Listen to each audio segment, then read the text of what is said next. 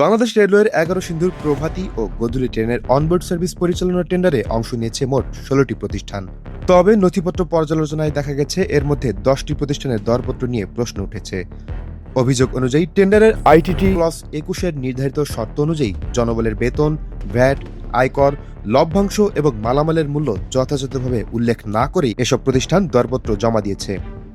Tender opening sheet ও বিশ্লেষণ প্রতিবেদনে দেখা যায় রাজ enterprise, messrs Habib Banijya Bitan, messrs pioneer enterprise, messrs Shah Amanat enterprise, clean service, Swapnil associates, Jannat trading, H and enterprise, messrs Obaidul Haque and sons এবং Bulbul enterprise এই 10টি প্রতিষ্ঠানের দরপত্র নিয়ে প্রশ্ন উঠেছে। হিসাব অনুযায়ী জনবলের বেতন, মালামালের সর্বনিম্ন মূল্য, 15% ভ্যাট, 2% আয়কর এবং 8,871টি কোচ ট্রিপের ব্যয় বিবেচনায় সর্বনিম্ন মূল্য হওয়ার কথা প্রায় 84,78,000 টাকা।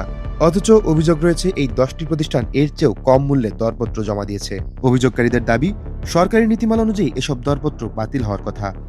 এদিকে টেন্ডার প্রক্রিয়ায় অনিয়মের আশঙ্কার কথা উল্লেখ করে Bengal 5 star security service limited Bangladesh রেলওয়ের মহাপরিচালকের কাছে লিখিত অভিযোগ দিয়েছে। উল্লেখ্য, প্রতিষ্ঠানটিও এই টেন্ডারে অংশগ্রহণকারী। তবে এ বিষয়ে অতিরিক্ত মহাপরিচালক মোহাম্মদ নাজমুল ইসলাম রেল নিউজকে বলেন, অনবোর্ড সার্ভিসের টেন্ডার প্রক্রিয়ায় অনিয়মের কোনো সুযোগ নেই। যাচাই বাছাই শেষে যোগ্য প্রার্থীকেই কমিটি নির্বাচন করবে। News desk, rail news.